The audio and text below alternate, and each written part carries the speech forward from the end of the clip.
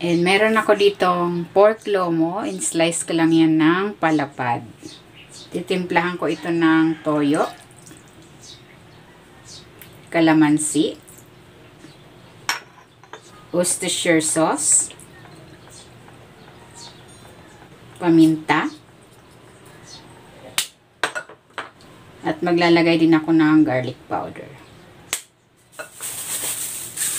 Haluin ko muna.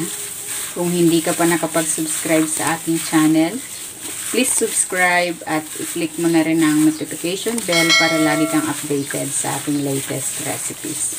Ayan, okay na ito. Ibabad muna natin ito for at least 30 minutes. Maglalagay ako ng cooking oil. I-stir fry ko muna itong pork. Ayan, tinanggal ko muna yan sa pagkakababad.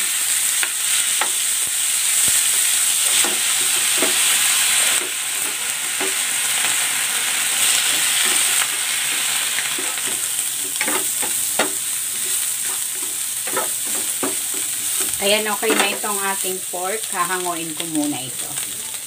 I-prepare ko muna yung sauce. Maglalagay ako ng oyster sauce. 2 kutsara.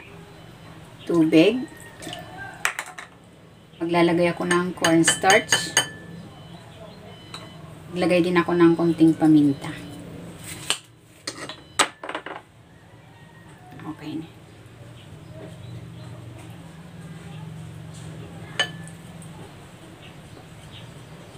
Ayan, okay na ito. Magigisa na ako ng bawang.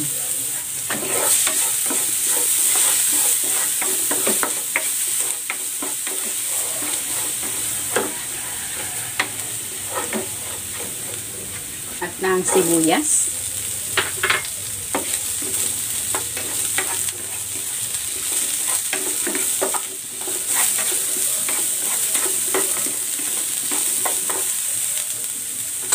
Ilalagay ko na itong sitsaro.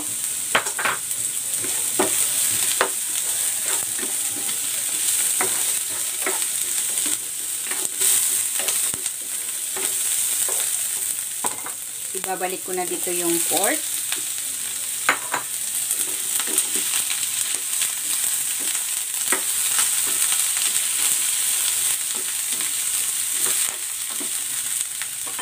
Ilagay na natin ito yung pinagbabaran ng pork at yung prepare kong sauce.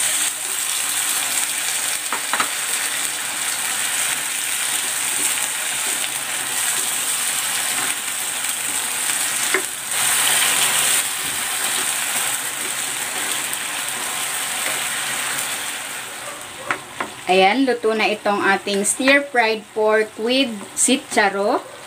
Hahanguin ko na ito.